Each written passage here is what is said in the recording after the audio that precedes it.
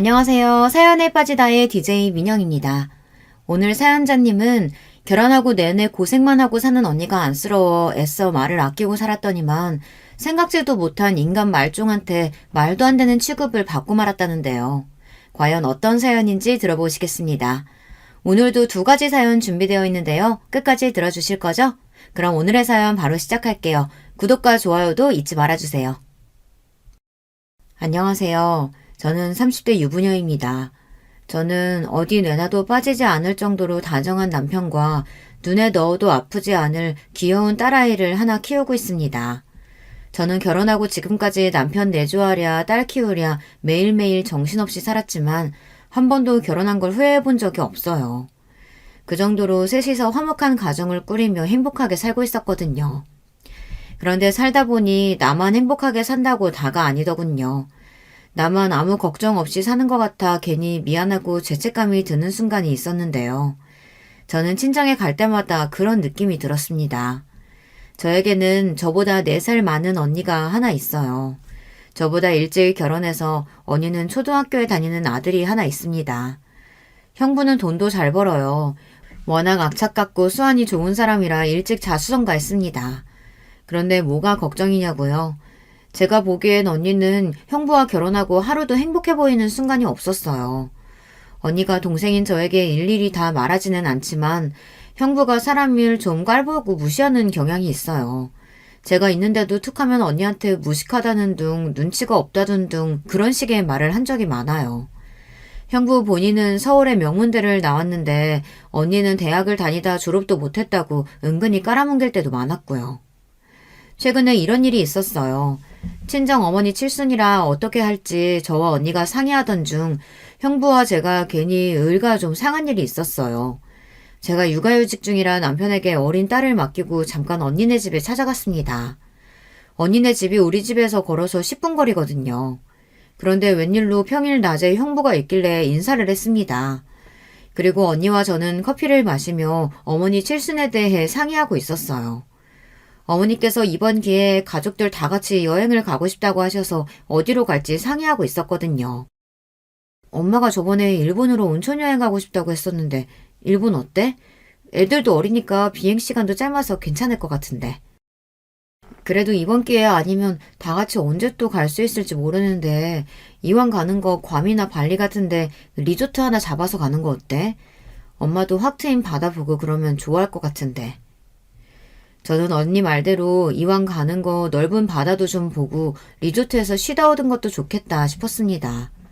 그런데 그때 조금 전까지 점심 약속이 있어서 나가봐야 한다던 형부가 불쑥 끼어들었어요. 에이, 당신은 아무튼 눈치가 없어. 처제가 말하는 의도를 모르겠어? 딱 봐도 일본이 싸게 먹히니까 하는 소리잖아. 단신 생각만 하지 말고 처제네 사정도 생각해야지. 형부는 또 잘 알지도 못하면서 무작정 사람을 깔보고 말하기 시작했습니다. 저는 어이가 없어서 일본이든 다른 나라든 가족들끼리 상의해서 어디든 가도 좋다고 했어요.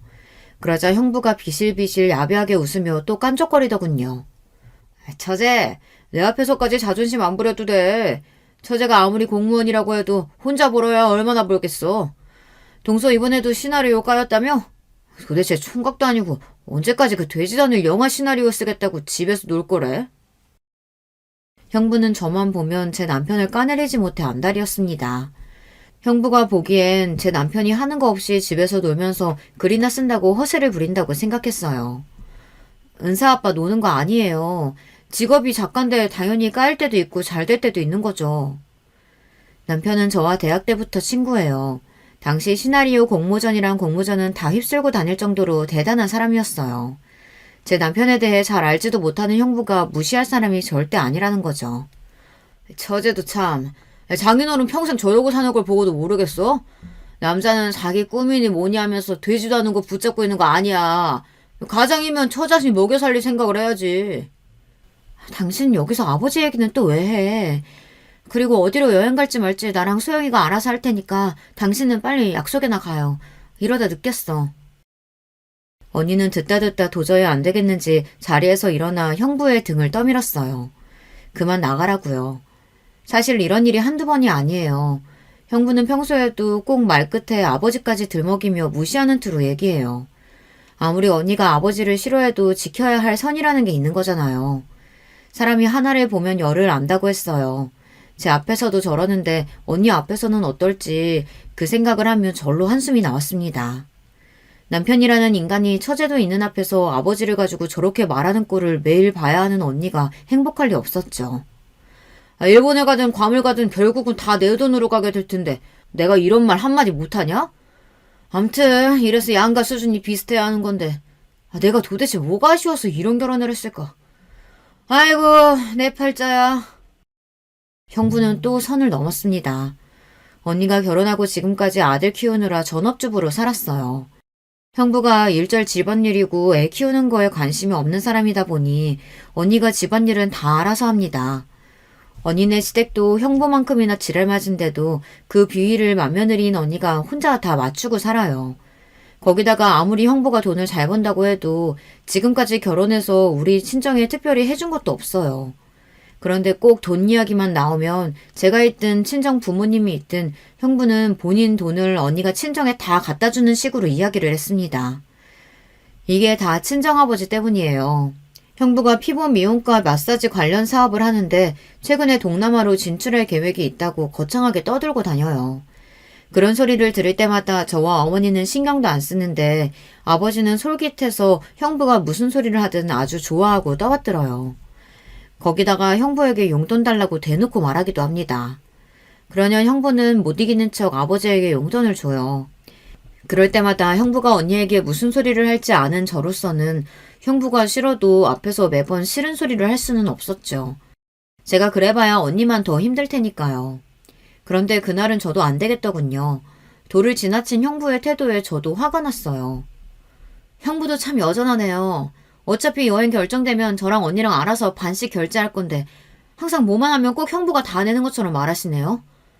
이게 다 사업하는 사람들 허세 같은 건가? 그렇게 제 앞에서 유세 부리실 거면 돈이나 좀 많이 내놓고 생색내세요. 집을 나서려던 형부가 제 말을 듣고는 금방이라도 얼굴이 터질 것처럼 빨개졌어요. 자존심도 강하고 고집도 센 사람인데 항상 무시하고 깔보던 저에게 싫은 소리를 들었으니 그럴만했죠. 그런 말을 듣고 가만히 있을 형부가 아니었습니다. 형부는 나가려던 발걸음을 돌려 저에게 성큼성큼 다가왔어요. 그러더니 한다는 소리가 우스웠습니다. 저자가 혼자 먹고 살려고 버둥버둥 고층에서 버티더니만 말이 꽤 독해졌네? 어디를 가든 똑같이 반씩 결제한다고 그랬지? 좋아. 그럼 이 김에 아예 서유럽이나 한번 갔다 오자. 장인 장모님 두 분 다 유럽은 냄새도 못 맡아봤을 텐데 자식들 덕분에 다녀오면 좋잖아. 형부는 괜히 자존심이 상해서 오기를 부렸어요. 다 같이 서유럽을 가잡니다. 비용은 반씩 모아서요. 저는 기가 막혀서 코웃음이 절로 나왔습니다. 가만 보면 형부는 나이도 꽤 먹고 사업도 하는 사람이 참 유치해요. 어머, 이러다 정말 약속 늦으시겠어요. 중요한 약속이라면서요. 빨리 가보세요. 저는 그런 형부가 어이없고 기가 막혔지만 애써 시계를 확인하는 척하며 형부의 등을 떠밀었습니다. 여기서 더 이야기해봤자 서로 감정만 상할 테니까요. 형부가 집을 나서자 언니는 저에게 저런 인간을 뭐하러 건드리냐고 했습니다. 저 인간하고 말씨름 해봐야 네 입만 아파. 말도 못 알아먹는 인간이랑 뭐하러 상대하니? 언니와 형부 이야기를 할 때마다 저는 생각이 많아졌습니다. 지난날에 엄마가 떠오르기도 하고 아버지를 미워하던 언니의 모습이 떠오르기도 해서요. 언니는 엄마처럼 살기 싫다고 하더니만 왜 저런 걸 참고 살아? 언니 지금 얼굴 얼마나 안 좋은 줄 알아? 꼭 병든 닭 같아. 항상 만날 때마다 점점 더 어두워지는 언니의 얼굴을 볼 때마다 저는 너무 속상해서 화가 났습니다. 그러게 정말 엄마처럼은 안 살려고 했는데 내가 왜 이러고 있는지 모르겠다. 그런데 어떡해. 새끼 생각해서 꾹 참고 살아야지. 화가 나면 뭐래요. 언니와 말하다 보면 저는 할 말이 없었습니다. 저는 누구보다 언니의 행복을 바랬어요. 아버지 때문에 고생하는 어머니를 보면서 이해가 안 된다고 하던 언니가 몇 년 뒤 엄마랑 똑같은 말을 하며 살 줄은 몰랐거든요. 저희 친정이 좀 힘들어요. 아버지가 젊어서 함께 일하던 동업자에게 속아 빚을 혼자 다 떠안고 사업에 실패해서 빚을 많이 졌습니다. 당시에 살던 집까지 팔고 주변에 돈까지 빌려서 간신히 정리하기는 하셨지만 그때부터 우리 가족의 삶은 많이 달라졌습니다. 당시 제가 초등학교 때였는데 살던 집까지 팔고 단칸방에서 네 식구가 함께 살았어요. 제가 중학교에 입학할 때까지 그 집에서 살았으니 저와 언니는 창피해서 집에 친구들을 데려온 적도 없었어요. 심지어 그 동네에 사는 것조차 친구들에게 들키기 싫어서 일부러 학교 주변을 뺑 돌아서 집까지 가고는 했습니다. 사실 집에 가고 싶지도 않았어요. 집에 가봐야 좋은 일이 하나도 없었거든요. 특히나 아버지는 모든 걸 잃었다는 우울감에 빠져 한동안 헤어나오지를 못하셨습니다. 매일 집에 누워 잠만 자고 저녁이면 일어나 술을 드셨어요. 그나마 다행이었던 건 저와 언니에게는 어머니가 계셨다는 겁니다. 어머니도 갑작스러운 상황에 힘드셨을 텐데 가족들을 위해 한 번도 해본 적 없는 식당 일도 하시고 집에 돌아오면 부업까지 하셨어요. 문제는 어머니와 아버지의 사이가 극도로 안 좋아졌다는 거예요. 아버지께서 사업을 하실 때는 두 분이 싸우시는 것을 본 적이 없었는데 사업이 망하고 나서는 매일 밤 언성을 높이면서 싸우셨죠. 답답하게 도대체 언제까지 그러고 있을 거야? 사업 좀 망했다고 처자식까지 버리고 나 몰라라 하고 있을 거야? 내가 지금까지 10년을 넘게 먹여 살렸으면 지금부터는 당신이 좀 할 수도 있는 거지. 그까지 식당 다니면서 코딱지만한 돈 좀 번다고 유세 떠는 거야 뭐야? 당신 사업하는 동안 나는 놀았어? 나도 애 둘 혼자 키우느라 허리고 손목이고 다 아작났어. 이 몸뚱이로 식당 나가서 일하는 게 쉬운 줄 알아? 에이구 예편나라고. 남자가 나가서 돈이나 벌어다 줘야 남편인 줄 알지. 사업 망하고 몇 달 집에서 논다고 사람 취급도 안 하네. 에이씨. 어머니와 아버지가 언성을 높이고 싸우다 보면 항상 아버지가 발로 문을 쾅 차고 나가버려야만 싸움이 일단락되었습니다. 사실 일단락되었다기보단 휴전이었죠. 다음날 아버지께서 술에 취해 들어오시면 다시 싸움으로 이어졌으니까요. 당시에 저와 언니는 매일 부모님이 싸우시는 모습을 보기 싫어도 바로 앞에서 직관할 수밖에 없었습니다. 집에 다른 방이 없었으니 항상 같은 공간에 있어야 하니까요. 언니와 저는 가장 예민했던 사춘기 시절에 매일 부모님의 싸움을 지켜보다가 결국은 어머니의 울음소리를 들으며 잠들어야 했습니다. 그러다 보니 저와 언니는 매일 둘이 한 이야기가 있어요. 저렇게 살 거면 둘이 결혼은 왜 한 거야? 둘이 좋아서 자식을 둘이나 낳고 살았으면 아무리 힘들어도 싸우지 말고 좀 참고 살아야지. 그러게. 난 아무리 힘들어도 자식들 앞에서는 절대 안 싸울 거야. 저게 뭐야, 다 큰 어른들이 창피하게. 언니와 저는 아버지와 어머니를 보며 결혼하고 싶다는 생각은 아예 없었지만 만약 결혼하게 된다면 자식들 앞에서 당당한 부모가 되고 싶었어요. 아무리 상황이 힘들고 어려워도 자식들 앞에서 부부가 함께 이겨내고 해결하는 모습을 보여주고 싶었어요. 그래도 그나마 다행이었던 건 어머니께서 언니와 저를 위해 쉬지 않고 일을 하셨다는 겁니다. 매일 어머니 얼굴을 보기는 어려웠지만 그래도 어머니께서 그렇게라도 해주신 덕분에 언니와 저는 학원도 다니고 용돈도 받았을 수 있었어요. 어머니는 저와 언니까지 고생시키고 싶지 않다고 집은 없어도 다른 애들 다니는 학원은 꼭 보내주시고 유행하는 옷도 뒤처지지 않고 사주셨어요. 어머니는 가난한 것보다 저와 언니가 학교에서 주눅드는 게 더 싫다고 하셨거든요. 당시에 저와 언니는 어리고 철없어 몰랐는데 어머니가 혼자 많이 힘드셨던 것 같아요. 단칸방을 벗어나 작은 빌라 월세로 이사를 갔을 때쯤이었는데 식당에 나가셨던 어머니께서 갑자기 쓰러지셔서 응급실에 실려갔어요.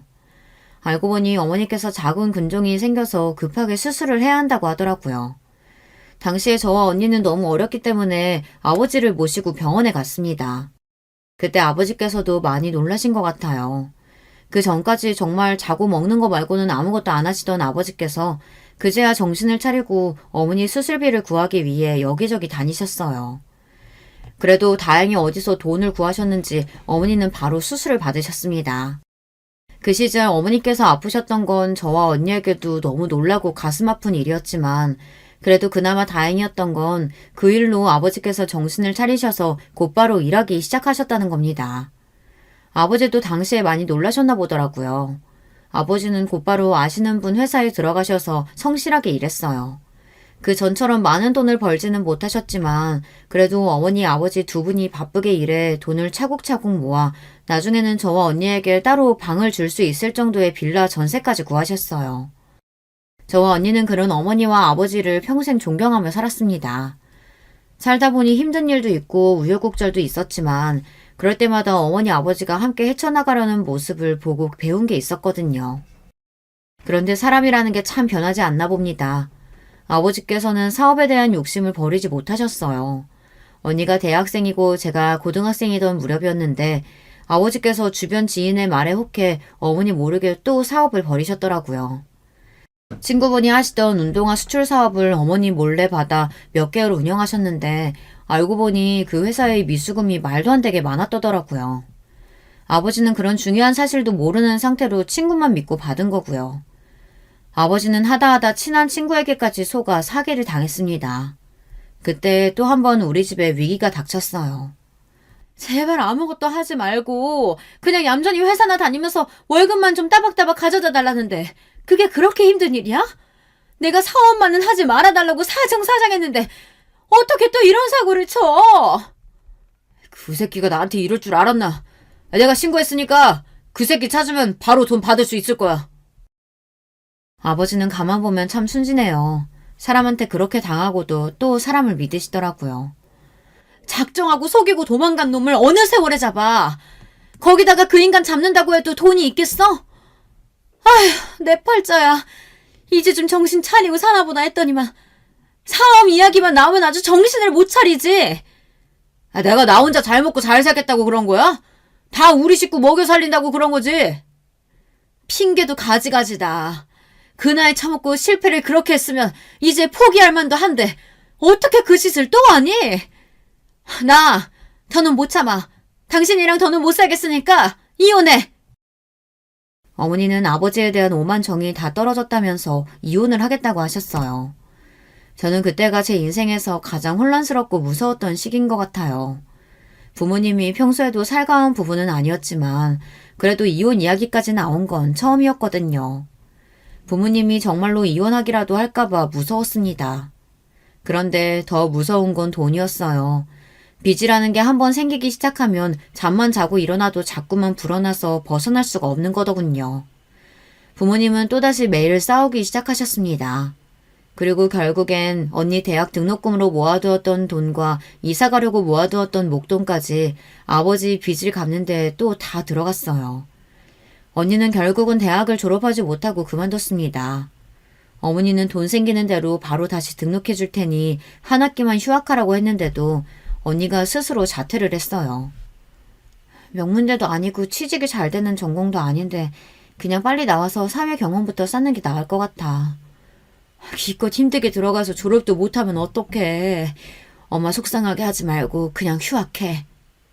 어머니는 찢어지는 가슴을 부여잡으며 언니를 설득했지만 언니는 애써 웃으며 학교를 그만두고 싶다고 했습니다. 의미도 없이 학교에 다니느니 집안의 보탬이 되고 싶다고요. 그러더니 언니는 작은 중소기업에 비서로 취직해 들어갔습니다. 그때 저는 아버지도 아버지였지만 언니도 이해가 되지 않았어요. 아무리 명문대가 아니어도 서울에 4년제 대학까지 힘들게 들어가 놓고 갑자기 대학을 그만두겠다니요. 저 같았으면 절대 학교를 그만두지 않았을 거예요. 지금 당장 학교를 그만두고 직장을 구하면 학비와 굳고 당장 돈 몇백 생기는 거지만 평생 고졸 사원으로 몇 푼 되지도 않은 돈 받으며 살아야 하잖아요. 저는 오히려 힘들게 들어간 대학 끝까지 졸업해서 번듯한 직장에 들어가 돈 많이 벌어 어머니 호강시켜드리는 게 더 낫다고 생각했어요. 그런데 얼마 뒤 생각지도 못한 일이 벌어졌어요. 언니가 1년 정도 직장을 다니더니만 갑자기 독립하겠다고 했습니다. 언니의 갑작스러운 독립선언에 저는 물론이고 부모님도 놀랬어요. 부모님에게 보탬이 되겠다고 해놓고서는 갑자기 독립이라뇨. 특히나 아버지께서 노발대발했습니다. 개집애가 어디 나가서 혼자 산다 그래? 시집 갈 때까지 부모한테 붙어 있어야지. 아무리 생각해도 우리 집은 답이 없어. 계속 이렇게 살다가는 내 인생도 아버지 때문에 엄마처럼 망할 것 같아. 이놈의 집구석 정말 지긋지긋해서 하루라도 빨리 벗어나고 싶어. 뭐야? 이게 아버지 앞에서 말하는 꼬락서니 봐라. 이해표 내가 네가 애들 앞에서 아버지를 얼마나 무시했으면 어디 딸년이 감히 아버지한테 저딴 소리를 해? 당신이 자식들한테 해준 게 뭐가 있다고 아버지 대접 받으려고 해? 세영이, 네 말 무슨 말인지 알았어. 집을 나가든 말든 앞으로는 너 하고 싶은 대로 알아서 해라. 어머니도 지치셨는지 언니에게 그냥 알아서 하고 싶은 대로 하고 살라고 하셨어요. 아이고, 집안 꼴 참 잘 돌아간다. 시집도 안 간 다 큰 년 혼자 내보내면 남들이 우리한테 참 잘하는 짓이라고 하겠다. 남들 시선이며 이목을 그렇게 신경 쓰시는 분이 지금까지 그렇게 사셨어요? 언니도 정말 집을 나가기로 작정을 했는지 아버지의 말에 한마디도 안 지더군요. 너이냐? 네가 나가서 돈 좀 벌어온다고 어디 아버지 앞에서 유세는 유세야? 앞으로는 멍청하게 아버지 뒤치다거리는 절대 안 하고 살 거니까 자식한테 얹혀서 살 생각하지 마세요. 당시에 저는 고3이라 공부만 하느라 정신이 없이 바빴어요. 사실 집에 무슨 일이 있는지도 잘 몰랐습니다. 매일 아버지가 술 먹느라 집에 들어오지도 않고 일도 제대로 하지 않고 있다는 거야 알고는 있었지만 하루 이틀 일이 아니니 저는 전혀 신경 쓰고 싶지 않았어요. 거기다가 어머니도 아버지를 참고 사는데 자식인 제가 말해봐야 무슨 소용이 있을까 싶기도 했고요. 그런데 언니는 견디기 힘들었나 봐요. 저는 몰랐는데 언니는 진작부터 엄마에게 아버지와 이혼하라고 설득했답니다. 아버지는 답이 없는 사람이니 지금이라도 헤어지고 우리 셋이 살자고요. 그런데 어머니는 매일 아버지와 지지고 볶고 싸우면서도 이상하게 아버지와 이혼하지 않았어요. 이혼하자라는 말을 밥 먹듯이 하면서도 정작 진짜로 헤어지지는 않았습니다. 뭐 어머니의 이유야 뻔했죠. 항상 저 언니와 저 때문이라고 했습니다. 아무리 개차반 같은 아버지라도 저와 언니가 시집가려면 시댁 보기에 아버지가 있는 게 낫다고요. 언니도 웬만하면 참아보려고 했다는데 최근에 아버지께서 또 술에 취해 친구에게 돈을 빌려줬다는 소리를 듣고는 도저히 참을 수가 없었답니다. 돈도 제대로 한 푼도 못 버는 사람이 처자식이 힘들게 번 돈으로 남들 앞에서 좋은 사람인 척 하는 게 역겹답니다.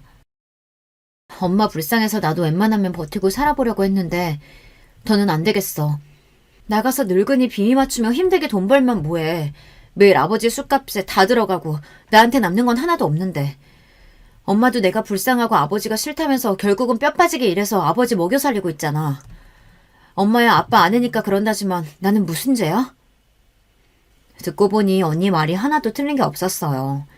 언니는 지금까지 엄마와 저를 생각해서 대학도 그만두고 열심히 일한 거예요.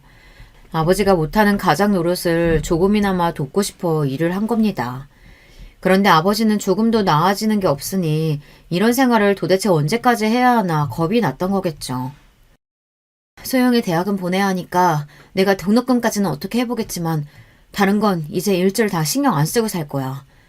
그러니까 엄마가 아빠랑 계속 산다고 하면 나는 집 나갈 거니까 그런 줄 알아요.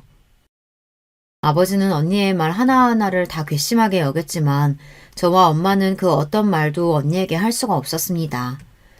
언니는 결국 독립해 나갔어요. 저도 언니를 이해합니다. 저보다 언니가 더 힘들었을 거예요.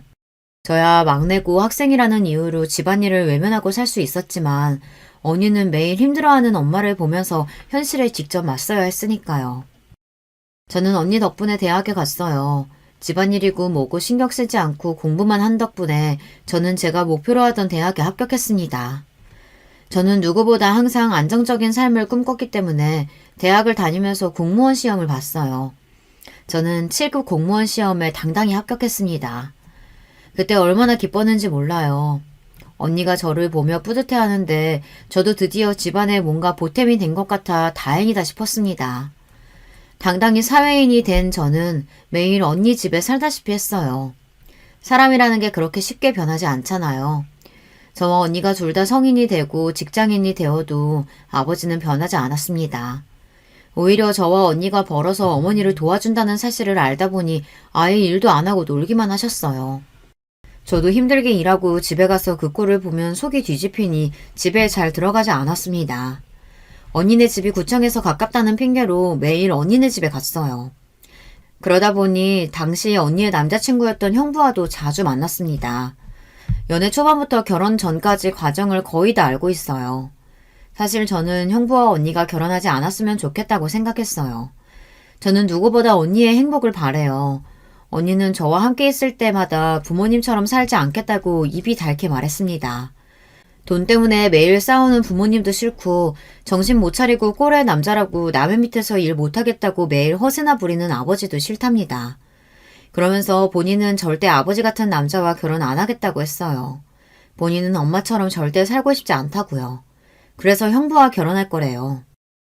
너희 형부 될 사람이 좀 무뚝뚝하고 말은 차갑게 해도 절대 처자식 굶길 사람은 아니야. 뭘 해도 악착같이 하거든. 거기다가 친구는 물론이고 가족하고도 돈관계에 얼마나 정확하나 몰라. 자기 부모한테도 돈 빌려주면 이자를 받는다니까. 언니는 뭐든 철저하고 현실적으로 생각하는 형부가 좋답니다. 아버지처럼 집안을 소홀히 하고 밖에서만 좋은 사람인 척 구는 남자가 제일 싫다고요. 그런데 저는 한 가지 걸리는 게 있었어요. 언니 말대로 형부가 현실적이고 뭐든 철저한 사람이라지만 저는 그게 걱정됐어요. 언니가 형부랑 연애할 때 한번 그런 적이 있거든요. 그날도 퇴근하고 언니네 집에 갔는데 언니랑 형부가 제가 들어오는지도 모르고 둘이 티격태격 하고 있더군요. 둘이 주말에 여행을 가기로 해서 마트에서 장을 봤나 봐요. 그런데 형부가 식탁 위에 영수증을 펼쳐놓고 하나하나 확인하며 잔소리를 하는데 그 내용이 기가 막혔습니다. 아까는 마트에 사람 많아서 일일이 이야기하지 않았는데 아무리 봐도 자기가 좀 사치스러운 것 같아. 굳이 안 사도 되는 것까지 다 사더라. 산 것 중에 난 필요 없는 것들이 반이니까 자기가 먹으려고 산 거랑 필요하다고 산 거는 자기가 다 내. 아, 그리고 자기가 간 김에 산다고 한 생필품도 다 빼서 계산할게. 형부는 옆에 계산기를 놓고 일일이 다 나눠서 계산했어요. 그러더니 바로 언니에게 입금하라고 했습니다. 그러면서도 다음부터는 뭐 하나 카트에 넣을 때마다 본인에게 허락받고 넣으랍니다. 언니가 너무 쓸데없는 걸 많이 산다고요. 과자랑 젤리 몇 개 좀 넣은 거 가지고 자꾸 이렇게 치사하게 굴래? 자기 말대로면 나는 술도 안 먹는데 그럼 술은 다 자기가 계산해야지. 이건 왜 또 반반이야? 자기가 술을 아예 안 먹는 건 아니잖아. 멀리 여행까지 갔는데 설마 안 먹겠어? 만약을 위해서라도 반반씩 하는 게 낫지. 순간 저는 제 두 귀를 의심했습니다. 이게 정말 연애하는 연인의 대화가 맞나 싶어서요. 더군다나 더 기가 막혔던 건 현관에 서 있는 저를 발견하고 한 형부의 말이었어요. 갑자기 나타난 저를 보고 놀랐는지 인기척도 안 낸다고 저에게 뭐라고 하더라고요. 그러더니 한다는 말이 더 가관이었습니다. 아무리 언니네 집이라도 엄연히 혼자 사는 집인데 너무 자주 오는 거 아니야? 이 정도면 소영이 처제도 이 집 관리비라도 내야지. 자기는 동생한테 무슨 관리비야. 자기가 그렇게 무르게 구니까 그 나이에 아직 결혼할 돈도 못 모은 거야. 내가 분명히 말했지? 우리 결혼 자금 똑같이 반반 다 모을 때까지 난 절대 결혼 안 한다고. 순간 저는 어안이 다 벙벙해질 정도로 말문이 턱하고 막히고 말았습니다. 저는 그날 형부가 집에 돌아가고 나서 언니에게 진지하게 물었어요. 정말 저 남자랑 결혼하려고 하는 거냐고요. 언니는 저 남자가 도대체 뭐가 좋아서 만나는 건지 진심으로 궁금했어요. 가끔 돈 얘기 나올 때 좀 민감해서 그렇지 평소에는 나한테 잘해주고 자상해. 그리고 내가 매일 말했잖아. 난 아빠처럼 경제력이라고는 없는 남자랑은 절대 결혼 안 한다고. 그래도 남자친구가 저렇게 알뜰하게 한 덕분에 우리 둘이 벌써 5천이나 모았어. 대단하지? 내가 엄마랑 그 집에서 계속 살았어 봐. 돈을 어떻게 모을 수가 있었겠어. 언니 말이 다 이해가 됐던 건 아니지만 그렇다고 언니가 왜 형부를 선택했는지 그 마음을 모르지는 않았어요. 언니는 형부가 아버지의 정반대여서 좋았던 것 같아요. 이 남자랑 살면 그래도 평생 돈 걱정할 일은 없을 테니까요.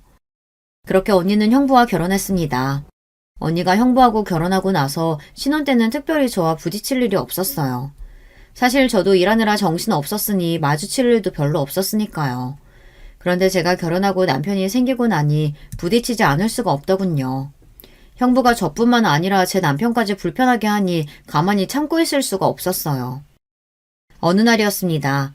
제가 결혼하고도 형부가 일이 바쁘다 보니 서로 자주 보지는 못했었는데요. 그러다 명절이라 친정에서 오랜만에 만나게 됐습니다. 저와 남편 둘 다 조카를 본 게 오랜만이라 반가워서 계속 조카를 안고 놀아줬어요. 그 모습이 좋아 보였는지 친정엄마도 언니도 저에게 빨리 아이부터 가지라고 하셨어요. 저는 조금 더 신혼을 즐기고 싶다고 애써 말을 돌렸습니다. 그런데 그때 형부가 굳이 또 끼어들어서 안 해도 될 말을 하더군요. 장모님은 애 가지고 싶다고 마음대로 가질 수가 있나요? 자기도 우리 아들 키워보고도 그런 소리가 나와? 애 키우는데 돈이 얼마나 많이 드는데 동서가 지금 당장 애 키울 능력이 되겠어?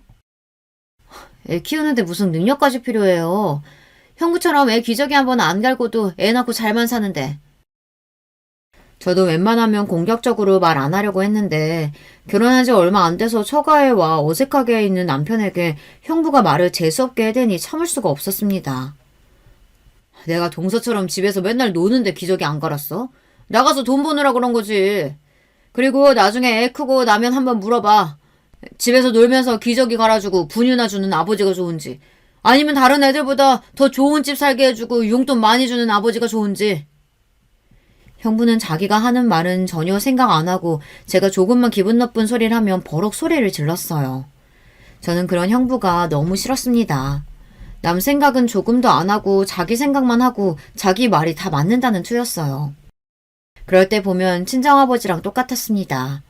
돈만 잘 벌면 뭐래요. 언니는 그렇게 아버지가 싫다더니만 결국은 아버지랑 똑같은 남자를 만났구나 싶었죠. 사실 저와 남편이 처음 결혼한다고 집에 인사를 왔을 때부터 형부는 무슨 취조라도 하러 온 사람처럼 남편에게 질문 세례를 퍼부었어요. 어느 대학을 나왔냐, 무슨 일을 하냐, 결혼하면 집은 어떻게 할 거냐 등등 본인이 마치 우리 부모님이라도 됐냐 굴었습니다. 거기다가 형부는 남편이 대답하는 말마다 토를 달았어요. 남편이 영화사에서 시나리오를 쓴다고 하자 대뜸 그게 돈이 되냐고 궁시렁거렸고, 남편이 어릴 때부터 부모님 일이 바쁘셔서 할머니 손에 컸다고 하자 그래서 철이 없구나 하고 비웃었습니다. 저는 기분이 상해 형부한테 왜 그런 말을 그런 식으로 하냐고 쏘아붙였는데 남편은 사람 좋은 얼굴로 웃어 보이며 괜찮다고 했습니다. 남편이 원래 성격이 좀 그래요. 워낙 긍정적인 편이라 누가 뭐라고 해도 별로 신경 쓰지 않아요. 명절 때도 마찬가지였어요. 형부가 대놓고 우리를 무시하는데도 남편은 아랑곳하지 않았습니다. 오히려 형부에게 연신 떽떽거리는 저를 말렸어요. 형님이 설마 우릴 무시해서 그런 소리를 하시겠어? 그냥 결혼한 지 얼마 안 됐으니까 걱정돼서 하는 소리겠지. 그러니까 당신도 형님한테 큰 소리 내지 마. 형부가 어떤 사람인지도 모르면서 뭐든 좋게만 생각하는 남편이 기가 막혔습니다. 저는 그런 남편에게 정신 똑바로 차리라고 했어요. 형부 보통 사람 아니야. 그런 사람 앞에서 매일 허허실실하다가는 금방 바보 취급당한다니까. 조심해. 저는 형부가 어떤 사람인지 알다 보니 남편에게 경고 아닌 경고를 했습니다. 하지만 세상을 밝고 아름답게만 보는 남편은 그런 제 말을 이해하지 못했죠. 그 이후엔 저희에게도 딸아이가 생겨 애 키우느라 바빠 형부까지 신경 쓸 겨를이 없었습니다. 그런데 아무리 바빠도 도저히 가만히 있을 수만은 없는 일이 생기고 말았어요. 어느 날 친정어머니께서 펑펑 우시며 제게 전화가 왔습니다. 아버지 때문에 도저히 힘들어서 안 되겠다고 하셨어요. 저는 도대체 무슨 일인가 싶어 어린 딸을 등에 업고 곧바로 친정에 달려갔습니다. 알고 보니 아버지께서 또 사고를 쳤더군요. 내가 정말 네 아버지 때문에 창피해서 살 수가 없다. 도대체 어떻게 생겨먹은 인간이면 저렇게 대책이 없다니. 앞으로 네 언니 얼굴 어떻게 봐야 할지 모르겠어. 아버지께서 하는 일 없이 집에만 계신 지가 20년이 넘었어요. 오랫동안 어머니께서 식당 일을 하시다가 최근에 건강이 좋지 않아 식당을 그만두시고 학교 급식실에서 아르바이트를 다니시며 버는 돈으로 사세요. 그 돈으로는 아무래도 부족하다 보니 저와 언니가 드리는 용돈으로 두 분이 생활하신 지 꽤 됐습니다. 그런데 아버지가 형부를 자꾸만 찾아갔나 봐요. 최근에 형부 사업이 잘 된다는 소리를 듣고 아버지가 찾아가서 할 일이 없는지 형부에게 물었답니다. 내가 지금은 이 모양 이 꼴이더라도 옛날에는 사업을 2번이나 한 대표였어. 자네 하는 일에 내가 뭘 해도 보탬이 될 테니 자리 하나만 주게나. 내가 언제까지 늙은 마누라 옆에서 용돈 받아가며 살 순 없지 않나. 아버지가 주책을 부린 건 맞아요. 아무리 남의 밥상에 수저를 좀 올리고 싶어도 참아야 하는 순간이 있는 건데 형부 회사까지 찾아간 건 잘못한 일입니다. 그런데 형부가 아버지의 행동에 아무래도 기분이 상했나 봐요. 형부도 참지 않고 선을 넘었더군요. 아버님, 돈이 필요하시면 차라리 그냥 돈을 달라고 하세요. 안 그래도 바빠 죽겠는데 찾아와서 그런 말도 안 되는 소리 하시면 어떡해요? 아니야, 김서방. 내가 자네한테 돈을 더 달라는 게 아니라 나도 정말 일하고 싶어서 그래. 내가 지금까지 인복이 없고 운이 안 좋아서 그랬지. 나 일 하나는 기똥차게 잘했어. 사업은 내 전문 분야고. 아, 정말 알만한 분이 왜 그렇게 답답하게 구세요. 안 그래도 동남아 수출권 때문에 정신없어 죽겠는데 자꾸 귀찮게 하실 거예요? 아버님이 이러시면 저나 준서 엄마한테 좋을 거 하나도 없어요. 오, 김서방 네 회사 동남아에 화장품 수출한다고 했지? 그거 내가 도와줄게. 내가 잘할 수 있어. 아버님, 제발 그만하세요. 사업을 2번이나 말아드신 양반이 제 사업에 뭘 도와주신다는 거예요? 은행에 진 빚 갚아주실 수 있어요? 그거 해결해 주시면 저도 회사에 껴드릴게요. 아버지는 그대로 집에 돌아오셨나 봐요. 뒤늦게 상황을 알게 된 어머니가 형부에게 전화해 미안하다고 사과를 했나 봅니다. 미안한 거 아시면 제발 아버님 좀 집에 잡아두세요. 아무것도 안 하고 그냥 집에서 편하게 놀기만 하면 되는데 왜 그걸 못 하신대요? 그러게. 저 인간이 이제 하다 별짓을 다 하네. 내가 잘 단속할 테니까 걱정 말게, 김서방. 어머니는 그 자리에서 미안하다고 사과하고 전화를 끊었지만 아무래도 마음이 좋지 않았는지 눈물이 멈추지 않으신답니다. 그럴만하죠. 아무리 가족이라도 사위에게 그런 취급을 받았으니 어머니나 아버지나 두 분 다 속상하셨을 만해요. 그날 저는 애써 어머니를 위로하고 집에 돌아왔습니다. 그리고 집에 오자마자 언니에게 전화해서 형부는 어쩜 그러냐고 원망 어린 소리를 해댔어요. 그런데 언니가 한참 말이 없더군요. 그러더니 한다는 소리가 제 속을 더 상하게 했습니다. 그 인간도 그 인간이지만 아버지는 도대체 왜 그러셨대? 내가 정말 창피해서 살 수가 없다. 그리고 너는 굳이 안 해도 될 말을 뭐하러 나한테 전해. 몰랐으면 마음 편했을걸. 저는 순간 말문이 막혀 아무 말도 하지 못했습니다. 언니한테 서운하긴 했지만 서운하다고 말할 수가 없었어요. 언니도 너무 속상할 것 같아서요. 저는 언니에게 괜히 전화했다 싶었습니다. 그냥 저까지만 속상하고 말 걸 했다 싶었어요. 그러던 어느 날이었습니다. 몇 달 동안 필리핀에 다녀온 형부가 한국에 들어왔다면서 웬일로 저희 부부와 부모님을 집에 초대했어요. 마음 같아서는 가고 싶지 않았지만 부모님도 오신다고 하니 저희만 빠질 수는 없었죠. 부모님도 괜찮으시다는데 제가 괜히 유난하게 굴 수는 없었으니까요. 어쩔 수 없이 참석했습니다. 그래도 형부도 양심은 있는지 자기가 함부로 입을 놀린 게 미안하기는 했나 봐요. 그렇게 출장을 다니고 했어도 처가 식구들 선물 한번 사오는 일이 없었는데 웬일로 필리핀에서 선물을 잔뜩 사들고 왔더라고요. 부모님 선물에 저와 남편 선물까지 양손 가득이었습니다. 필리핀에 간 일이 잘 됐다고 하더니만 형부도 나이도 들고 애도 클 만큼 컸으니 이제야 좀 정신 차리나 싶었습니다. 자, 이거는 장모님 거, 이거는 장인어른 거. 그리고 처제가 이런 걸 먹어봤나 모르겠네. 면세에서 제일 좋은 와인 한번 사왔는데 먹어볼래? 그런데 사람이 그렇게 쉽게 변하는 게 아니었어요. 형부는 여전했습니다.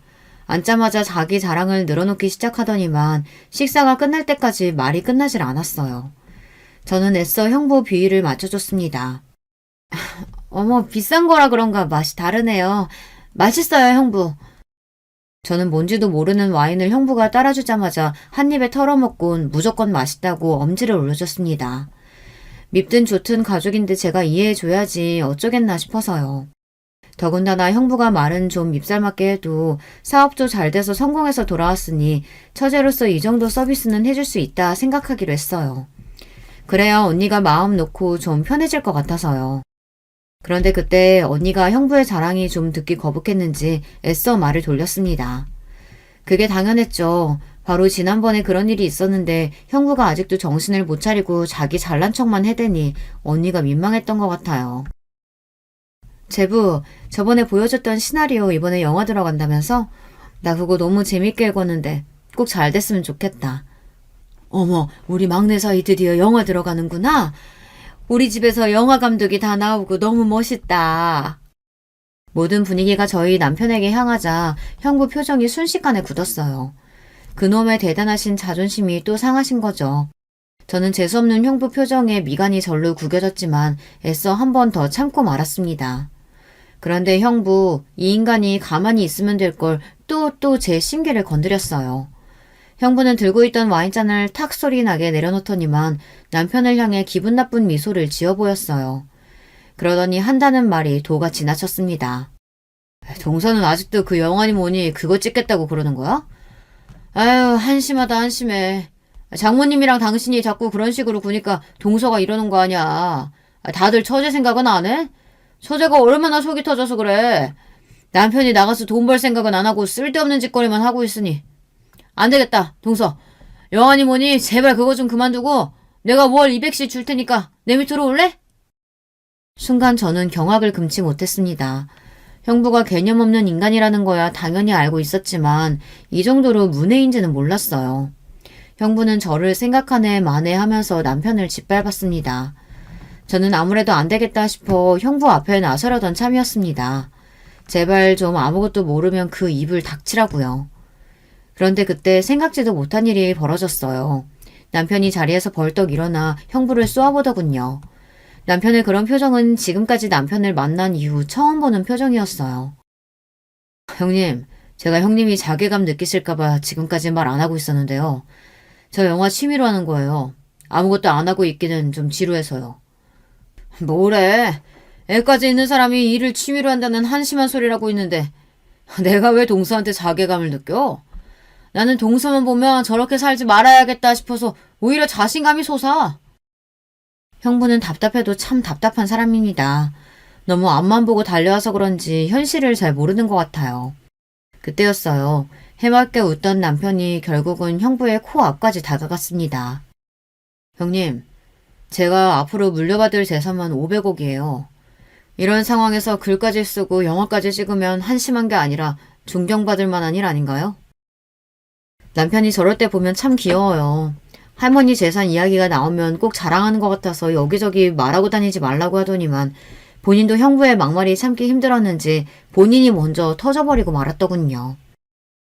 뭐야? 500억? 그게 무슨 말도 안 되는 소리야? 남편은 특유의 사람 좋은 미소를 지어 보이며 실실 웃었어요. 그 모습에 당황한 형부가 무슨 소리냐고 되물었지만 순간 아무도 말을 하지 않고 정적이 흘렀습니다. 저는 결국은 참지 못하고 정적을 깨고 언성을 높였어요. 형부도 아시죠? 은서 아빠 할머니 손에 자란 거요. 할머니께서 부산에서 제일 큰 건물주에다가 무역하시는 분들 사이에서는 모르는 사람이 없는 큰 손이에요. 할머니께서 얼마 전에 가지고 계신 건물이라는 재산 몽땅 다 은서 아빠한테 준다고 유언까지 하셨다고요. 그게 500억이 넘어요. 벌써 변호사한테 공증까지 다 받았고요. 형부는 잘 알지도 못하면서 말 함부로 하는 그 버릇 좀 고치세요. 어쩐지 뭘 믿고 까부나 했더니만 금수저 아니 다이아몬드 수저셨구만. 그러면 뭐래 자기 손으로 제대로 벌어본 적도 없으면서. 나 봐. 내 힘으로 내 사업 이 정도로 만들었잖아. 난 500억 물려받은 게 아니라 내 자식한테 500억을 물려주는 사람이 될 거야. 형부는 아직도 못 알아듣고 자기 잘난 척만 해댔습니다. 그러던 중 항상 형부 편에 섰던 아버지마저 형부가 답답했는지 한마디 했어요. 아이고 김서방. 나도 웬만하면 자네 편 들어주고 싶은데 도저히 못 들어주겠네. 그만 좀 해. 내가 이런 소리까지 안 하려고 했는데 이번에 자네 동남아에 화장품 수출한 거 그거 다 정서방 할머니가 뒤에서 손 써주신 거야. 자네가 하도 큰 돈 들여서 투자한 거라고 징징거려서 내가 정서방한테 부탁한 거라고. 내가 사람 때문에 사업 여러 번 망했지만 사람 사는 게 다 혼자 힘으로만 되는 게 아니야. 다 주변 사람들이 도와주고 땡겨줘야 사업도 되는 거라고. 그랬습니다. 진실은 이랬어요. 저희 시댁이 좀 살아요. 잘 사는 정도가 아니라 부산 지역에서 유지로 통합니다. 시부모님은 부산에서 일본을 왔다 갔다 하시며 크게 사업을 하시고 할머니는 아주 오래전부터 부산 바다를 주름 잡으시던 사업가예요. 덕분에 남편은 지금까지 살면서 돈 한 번 벌어본 적 없습니다. 시부모님 회사에 지분이 상당히 있기도 하고 할머니께서 아직도 생활비를 보내주세요. 사실 남편이 영화감독이 되고 싶다고 했을 때부터 할머니께서 투자를 해주겠다고 여러 번 말씀하셨지만 남편은 그것만은 받지 않았어요. 자신이 어려서부터 간절히 꿈꿨던 꿈이기 때문에 영화만은 자신의 힘으로 이뤄낼 거라고요. 그래서 생활비 외에는 할머니에게 크게 손 벌리지 않고 지금까지 잘 살았어요. 사실 500억이라는 재산도 할머니께서 돌아가시면 물려받는 재산이니 지금 저희 수중에 있지도 않고요. 그러던 중 형부가 동남아에 사업을 하려고 은행 빚을 꽤 많이 졌다는 이야기를 아버지가 남편에게 했나 봐요. 사실 이건 저도 모르고 있었습니다. 저희 시댁에 대해 진작 알고 있던 아버지가 남편에게 부탁했대요. 내가 정서방 자네한테 말할 주제는 안 되지만 우리 큰사위 사업 잘못되면 우리 큰딸 앞으로 너무 힘들어할 거야. 나 때문에 평생 고생만 하고 살았는데 남편까지 그런 일 당하면 안 되지. 그러니까 자네가 조금만 도와줘. 아버지가 그렇게까지 부탁하신 건 처음이니 남편도 거절할 수가 없었나 봐요. 그래서 남편은 저도 모르게 할머니에게 따로 부탁해 형부를 도와줬습니다. 그래서 형부가 이번 동남아에 갔던 일들도 성공리에 마칠 수 있었던 거였어요. 말도 안 돼. 이게 다 동서 자네 할머니께서 도와준 일이라고? 에이, 우리 할머님 절대 가능성 없는 일에 힘쓰시는 분 아니에요. 형님이 하시는 일이 꽤 가능성이 있다고 생각하셔서 움직이신 거니까 부담 갖지 마세요. 남편은 이런 와중에도 사람이 참 좋았습니다. 형부가 하는 일이 비전이 있어서 도와준 거니 부담 갖지 말라네요. 나는 그것도 모르고 지금까지 동서 쓸데없는 짓 한다고 무시해서 미안해. 앞으로는 절대 잘 알지도 못하면서 괜한 소리 하는 거 안 할게. 진심이야. 형부가 정말로 제 말과 남편 말을 알아들은 건지는 모르겠어요.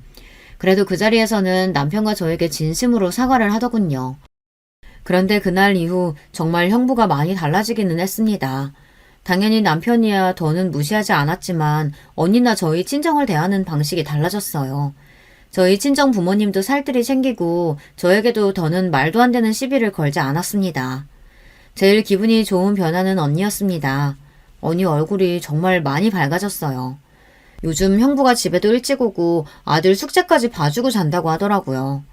언니는 형부가 이 정도로 변한 것만으로도 너무 좋다고 행복하다고 했어요. 거기다가 더 재미있는 일이 있었어요. 남편이 이번에 찍기로 한 영화에 형부네 회사에서 투자하겠다고 했습니다. 남편이 괜찮다고 했는데도 형부는 끝까지 영화에 투자하겠다고 했어요. 내가 지금까지 동서한테 실수한 거로 치면 이 정도로 되지도 않는데 내 사과라고 생각하고 받아줬으면 좋겠어. 지금까지도 사실 사람은 절대 변하지 않는다고 생각하며 살았지만 어쩌면 사람이 여러 우여곡절을 겪다 보면 아주 조금은 변하는지도 모르겠다 싶습니다. 아버지도 형부도 전보다는 많이 달라지셨거든요. 한 집안에 사고뭉치가 둘이나 있다 보니 언제 또 저희 집안에 자꾸 큰 풍파가 밀려올지는 모르겠지만 그래도 저는 한 번 더 믿고 보려고 합니다. 지긋지긋해도 가족이니까요. 지금까지 저의 이야기를 끝까지 들어주셔서 감사합니다. 여러분의 가정에는 항상 좋은 일만 가득하시길 바랄게요. 여러분, 두 번째 사연 시작하기 전에 좋아요, 구독 꼭 눌러주실 거죠? 그럼 두 번째 사연 바로 시작합니다. 몇십 년 살아온 세상을 되짚어 생각해보니 별일도 참 많았다 싶습니다만 그 중에서 어디 막장 드라마에서나 나올 법한 일이 저에게 일어날 줄은 꿈에도 몰랐습니다. 가장 친한 친구에게도 툭 터놓고 솔직하게 말할 수 없던 이야기라 속풀이하는 셈 치고 익명으로 사연 한번 보내봅니다. 제게는 딸아이가 하나 있습니다. 정말 너무 소중하고 눈에 넣어도 아프지 않을 정도로 사랑하는 아이죠. 하지만 딸은 제 친자식이 아닙니다. 이 부분에 대해서 말하기 전에 먼저 전처에 대해서 이야기해 보겠습니다. 저는 제가 지금도 다니고 있는 회사에서 전처를 처음으로 만났습니다. 그때 전 대리신분으로 회사에 다니고 있었는데 이때쯤에 전처가 신입으로 회사에 들어왔습니다. 이때 전처의 나이가 20대 중반이었던 것으로 기억합니다. 솔직히 저는 파릇파릇한 신입이었던 전처가 정말 예뻐 보였습니다. 그래서인지 자연스럽게 눈길이 가더라고요. 하지만 당시 제 나이가 30대 중반이라 언감생심 어딜 넘보겠냐는 생각이 들어서 관심을 끊으려고 했습니다. 그런데 전처의 싹싹하고 애교 있는 모습에 자꾸만 마음이 가더군요. 그럼에도 전 티내지 않고 전처에게 최대한 사적인 감정 없이 대하려고 노력했습니다. 그랬는데 전처가 제 마음을 눈치챈 건지 어느 날은 제게 밥 한 번 사달라고 하더라고요. 저는 두근거리는 마음을 억누르고 깔끔하게 상사와 신입의 입장으로만 식사하려고 했는데 식사 도중 갑자기 전처가 혹시 자기를 좋아하냐고 물어보는 겁니다. 순간 저는 언제부터 내 마음을 들켰나 싶어 정말 깜짝 놀랐습니다. 하지만 이게 기회라 생각이 들어 그때 저는 전처에게 제 솔직한 마음을 전했습니다. 그런데 전처가 제 고백을 듣고는 갑자기 펑펑 우는 겁니다. 대리님, 저는 대리님의 마음을 받아들이고 싶어도 도저히 그럴 수가 없어요. 아니 왜? 도대체 뭐 때문이길래 이렇게 펑펑 울어? 혹시 무슨 일이라도 있어? 제가 걱정스럽게 물어보니 전처는 한참을 울다가 겨우 말하더군요. 사실은 제가 딸이 하나 있어요. 자세히 얘기를 들어보니 전처가 20대 초반 대학에 다니고 있었을 때 만난 남자친구 사이에서 생긴 아이라고 그러더군요. 전처는 남자친구와 결혼을 약속했었는데 정작 남자친구는 아이가 생기자 말도 없이 연락을 끊어버렸답니다. 그 후 전처는 미혼모의 몸으로 눈총을 참 많이 받았지만 차마 아이를 지울 수가 없어서 그대로 낳아 길렀다고 했습니다. 그리고 꿋꿋이 대학교 졸업까지 한 뒤 제가 다니고 있는 회사에 입사했던 겁니다. 전처는 자신이 홀몸도 아닌데다 결혼을 약속했던 남자에게 버림받았던 경험 때문에 남자를 못 믿게 됐고 그래서 전처도 절 좋아하지만 제 고백을 받아주기 힘들 것 같다고 하더군요. 하지만 저는 오히려 절 좋아하고 있다는 전처의 말에 용기를 얻었습니다. 저는 돈도 나름 잘 벌고 있었고 요즘 시대에 아이 하나 딸린 게 뭐가 대수냐 싶었습니다. 그래서 저는 그날 이후부터 전처에게 적극적으로 대시하기 시작했죠. 그때 당시 저는 상처가 많은 전처를 지켜주고 싶었고 보듬어주고 싶었습니다. 미혼모의 몸으로 그동안 얼마나 힘들었을까 생각이 들어 마음이 아팠죠. 그래서 저는 내가 정말 잘하겠다. 예전에 받은 상처들을 내가 다 잊게 해주겠다고 말하면서 전처에게 매달렸습니다. 그러기를 한 달, 전처는 제 진심이 담긴 고백에 마음을 열고 제 마음을 받아줬습니다. 저와 전처는 결혼을 전제로 교제를 시작했고 몇 개월 되지 않아서 상견례도 했습니다. 다만 제 어머니는 예전에 사고로 돌아가셨고 아버지께서는 치매가 심하셔서 요양원에 계신 상태라 전처의 가족들과 저만 인사하는 상견례였습니다. 전처의 부모님은 두 분 다 정정하셨습니다. 제가 전처보다 나이가 많았지만 그럼에도 전처의 부모님께선 절 좋게 봐주셨습니다. 안녕하십니까, 아버님, 어머님. 서아 씨와 만나고 있는 이상현이라 합니다. 저는 서아 씨와 결혼을 전제로 만나고 있습니다. 가능하다면 식도 빨리 올리고 싶습니다. 아무렴, 시간 끌고 뭐 있나. 둘이 마음만 맞으면 내일이라도 바로 식 올리는 거지. 그저 우리 딸 잘 부탁하네, 이서방. 제가 진실하게 속마음을 말씀드리니 감사하게도 전처의 부모님께선 바로 결혼을 허락해 주셨습니다. 이후 쇳불도 단김에 빼랬다고 저는 전처와 빠르게 혼인신고부터 하고 한 달 뒤에 결혼식을 올렸습니다. 속전속결로 준비했지만 전처가 원하는 부분이 있으면 최대한 다 맞춰서 꽤 성대하게 했던 것으로 기억합니다. 집은 제 명의로 된 게 한 채 있어서 전처에게는 몸만 오라고 했고요. 덕분에 신혼집 구할 돈으로 같이 근사한 곳으로 신혼여행도 잘 다녀왔습니다. 그때는 정말 세상을 다 가진 것처럼 행복했었네요. 그렇게 신혼여행을 다녀오고 몇 주 뒤 어느 날 전처가 몸 상태가 이상한 것 같다고 하는 겁니다. 혹시 크게 아프기 전 징조는 아닐까 걱정되어 저는 전처에게 같이 병원에 가자고 했지만 전처는 무언가 짐작 가는 게 있던지 조금 쉬면 괜찮아질 거라 말하더군요. 저는 회사에서도 전처의 편의를 봐주며 최대한 몸에 무리가 가지 않게 도왔습니다. 그리고 며칠 뒤 평소처럼 아침에 출근 준비를 하고 있는데 갑자기 전처가 환하게 웃는 얼굴로 화장실에서 뛰어나와 소리치는 게 아니겠어요? 오빠, 나 아무래도 몸 상태가 이상해서 임신 테스트기 해봤는데 놀라지 마. 나 임신이래. 그 말을 듣자마자 얼마나 놀랍고 기쁘던지 저는 전처의 말을 듣고도 믿기지 않아서 정말이냐며 몇 번이고 물어봤습니다. 그랬더니 직접 보라며 선명하게 두 줄이 뜬 임신 테스트기를 보여주는데 그제서야 우리 사이에 새로운 생명이 생겼다는 게 실감이 나더군요. 어떻게 이런 기쁜 일이 연달아 생기는지 정말 하늘을 나는 기분이었습니다. 하지만 기뻐하던 것도 잠시, 전처는 회사 때문에 걱정이 된다며 기운 빠져 했습니다. 아직 회사 신입티도 못 벗었는데 결혼 때문에 휴가도 냈고 또 육아휴직까지 쓰게 된다면 너무 눈치가 보여 회사를 못 다닐 것 같다고요. 저도 아내의 말에 어느 정도 동의를 했었습니다. 결혼 때문에 휴가를 냈는데 바로 육아휴직까지 사용하면 어떤 회사가 좋게 볼까요? 게다가 임신 초기에는 안정이 중요하다고 하더라고요. 그래서 저는 전처에게 회사를 그만두고 집에서 쉬는 게 좋겠다고 했습니다. 제 말대로 전처는 얼마 뒤에 회사를 그만뒀고 집에서 몸조리를 시작했습니다. 그때까지 전처의 딸아이는 장인 장모께서 맡아 돌봐주고 계셨기 때문에 전처가 아무것도 신경 쓰지 않고 편하게 몸조리를 할 수 있을 거라고 생각했습니다. 저는 매번 퇴근하면 혼자였던 집에서 전처와 뱃속의 아이가 기다린다는 생각으로 매일 행복했습니다. 회사 일이 아무리 힘들어도 전처와 곧 만나게 될 아이만 생각하면 기운이 펄펄 나더군요. 그런데 호사다마라고 행복이 찾아오니 뒤따라 안 좋은 일이 생기기 시작했습니다. 어느 날 저는 생각보다 일이 일찍 끝나 퇴근하고 빠르게 집으로 돌아가게 됐습니다.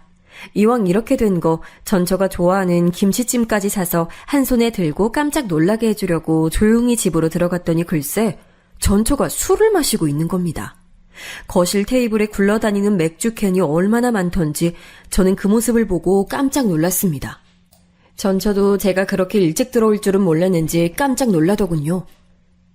여보, 이 맥주캔 다 뭐야?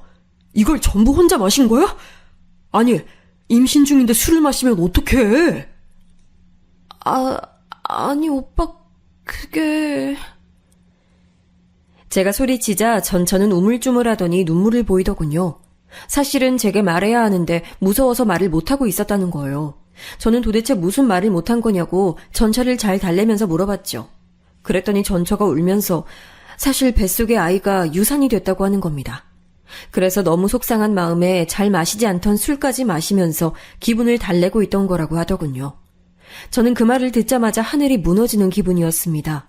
생각보다 전 아이와 만나는 날을 참 많이 기대했던 것 같아요. 하지만 아이를 품고 있던 전처의 슬픔만 하겠습니까? 저는 저보다 더 슬플 전처를 위로하며 괜찮다고 다독였습니다. 우리 함께 이 고난을 헤쳐나가자고 말하며 저는 전처에게 당분간은 아무것도 생각하지 말고 집에서 푹 쉬라고 말했죠. 저는 당시 회사에서 할 일이 참 많았습니다. 하지만 차라리 잘 됐다 싶었죠. 몸이 고단하면 슬픔을 느낄 새도 없을 거라고 생각했습니다. 저는 일에 매달리며 자꾸만 떠오르는 슬픔을 잊으려고 노력했습니다. 그리고 집으로 돌아갈 때는 최대한 전처의 기분을 좋게 해주려 꽃이나 맛있는 음식을 사갔고 집안일은 물론 식사 차리는 것까지 전부 다 제가 맡아서 했죠. 제가 옆에서 노력하니 시간이 지날수록 전처의 몸과 기분도 나아지는 것 같이 보였습니다. 하지만 전처는 이전과 같은 밝은 모습으로 돌아오지 않았습니다. 아무래도 유산된 아이가 많이 생각나는 것 같았죠. 그래서 어느 날 저는 전처에게 몸 좀 추스르고 나면 처가에 맡겨뒀던 2살배기 딸아이를 데려와 함께 지내는 게 어떻겠냐고 물었습니다. 저는 전처가 혼자 있는 시간이 길어지면 길어질수록 뱃속의 아이를 잃은 슬픔에 깊게 빠져들까봐 걱정됐죠. 그래서 처가에 맡겨둔 딸을 데리고 와 같이 살면 전처의 기분이 조금이나마 나아질 수 있을 거라 생각했죠. 전처도 제 말을 듣고 잠시 생각하더니 그렇게 하자고 말하더라고요. 아내의 말을 듣고 저는 우선 장인 장모께 전처의 유산 소식과 더불어 딸아이를 처가에서 집으로 데려오는 것에 대해 의논드렸습니다. 사실 전처가 부모님께 유산 소식을 알리고 싶지 않다고 해서 말씀을 안 드리고 있었는데 제 말을 듣고 많이 놀라시더군요. 그동안 얼마나 마음고생이 심했냐며 다독여 주시는 말에 저도 모르게 조금 눈물이 나기도 했습니다. 그 후 제 얘기를 들으신 장인 장모께서도 전처와 제가 딸아이와 함께 살며 정을 붙이는 것이 좋겠다며 동의하셨습니다. 그로부터 일주일 뒤쯤 저는 전처와 딸아이 이렇게 셋이서 같이 살게 됐습니다. 물론 그때부터 저는 아이까지 챙기느라 몸이 3개여도 모자랄 정도가 됐지만 전처가 나아지길 바라는 마음을 원동력 삼아 당시 상황을 버틸 수 있었습니다. 그렇게 1년이 흘렀을까요? 그동안 저는 전처가 유산 후유증을 겪지 않도록 최대한 세심하게 배려하고자 여러 방면에서 온 힘을 다했습니다. 또 혹시 모를 스트레스 때문에 건강이 안 좋아질까봐 스트레스 해소용으로 갖고 싶은 물건이라도 마음껏 사라고 카드도 줬었죠. 그런데 어느 날부터 카드값이 평소보다 더 눈에 띄게 늘어나기 시작했습니다. 다른 것도 아니라 핸드폰 비용으로요. 처음에 확인해 봤을 때는 카드값이 거의 다 핸드폰 비용으로 나가 전처가 친구와 전화통화를 길게 하나 보다 싶어서 신경을 안 썼습니다. 그런데 아무리 생각해도 전화 비용으로만 이렇게 몇백이 나오기는 힘든 것 같아 전처에게 조심스럽게 카드를 어떻게 사용했는지 물어봤습니다. 그런데 제가 카드값에 대해 말하자마자 전처는 날카롭게 소리를 질렀죠. 나 유산했을 때 오빠가 내 옆에 없어서 정말 힘들었어. 그리고 그때 일 때문에 아직도 마음이 속상해서 카드 좀 쓴 건데 그거 가지고 어떻게 나한테 이래? 남편이 돼서 아내 힘든 거 이해도 못 해줘? 전처가 유산했던 때의 얘기를 꺼내면서 울고 화를 내니 아무 말도 못하겠더군요. 전처의 말대로 저는 전처의 곁에서 있어주지 못했고 회사에서 일하고 있었으니까요. 하지만 전 그게 항상 마음에 걸려 전처에게 더 잘해주려고 무던히 노력했습니다. 사실 그때까지도 집안일은 퇴근 후 제가 다 도맡아서 하고 있었고 딸도 집에 데리고 왔을 때부터 제가 전담으로 다 보살피고 있었습니다. 전처는 딸과 같이 사는 동안에도 계속 마음이 아프고 힘들다며 딸을 거의 신경 쓰지 않았고 기분 전환을 위해 친구를 만난다고 이곳저곳 많이 돌아다녔습니다. 그런데 한편으로 저는 전처가 기분 전환도 하고 푹 쉬고 있는데도 마음의 상처가 전혀 나아지지 않았다면 생각보다 유산으로 인한 상처가 아주 깊은 게 아닐까 하는 생각이 들었습니다. 그래서 저는 전처에게 혹시 유산으로 인한 우울증인 건 아닐까 걱정되니 같이 상담을 한번 받아보는 게 어떻겠냐고 넌지시 말했습니다. 그러자 전처는 제 말에 아무런 대답도 안 하고 저를 지그시 노려보더니 안방에 들어가 문을 잠그고 열어주지 않더군요. 저는 안방 문을 두드리며 전처에게 이야기 좀 하자고 했지만 소용이 없었습니다. 그렇게 저는 새벽까지 문을 열어주길 기다리다 지쳐 소파에서 잠이 들었습니다. 그런데 아침에 일어나 보니 안방문이 활짝 열려 있었고 방 안은 온통 난장판이 돼 있었습니다. 저는 너무 놀라서 전처에게 전화를 걸어봤지만 전화를 받지 않았습니다. 혹시 무슨 일이라도 생긴 건 아닐까 걱정이 되어 우선 처가에 전화를 걸어 장모께 자초지종을 말씀드렸습니다. 그런데 장모님이 말씀하시길 전처가 지금 처가에 있다는 게 아니겠어요? 알고 보니 전처는 제가 소파에서 잠든 사이 딸도 두고 마구잡이로 짐을 싸서 그냥 처가로 가버린 겁니다. 그제야 사정을 알게 된 저에게 장모님은 노발대발 소리를 지르시더군요. 자네, 도대체 얼마나 막말을 했길래 딸이 도저히 못 참겠다고 짐까지 싸서 와? 예? 장모님, 그게 무슨 말씀이신지. 막말이라뇨. 아니, 아내가 그렇게 말합니까? 제가 막말해서 간 거라고요? 알고 보니 제가 같이 우울증 상담을 받아보자고 말했던 걸 자신을 정신병자 취급했다는 말로 와전해서 말을 전했더라고요. 저는 오해라고 간곡하게 말씀드리며 상황을 설명하려고 했지만 장모께서는 더 듣기도 싫다며 전화를 끊어버리셨고 아무리 다시 전화해도 받지 않으셨습니다. 저는 그날 회사에서 중요한 발표가 있었던 터라 더 이상 시간을 지체할 수가 없었습니다. 전처에게는 회사 퇴근 후 찾아간다 해도 어린 딸을 집에 혼자 둘 수는 없었습니다. 결국 저는 이러지도 저러지도 못하다가 어쩔 수 없이 무작정 집 근처의 유치원에 찾아갔습니다. 그리고 피치 못할 사정이 있어 점심때까지만 딸아이를 맡아달라고 사정했습니다. 차분한 인상의 유치원 선생님께서는 제 얘기를 들으시더니 감사하게도 딸을 맡아주시겠다고 하셨고 덕분에 저는 안심하고 회사를 갈 수 있었습니다. 회사에서 무사히 발표를 끝낸 뒤에 저는 반차를 내고 허겁지겁 유치원으로 가서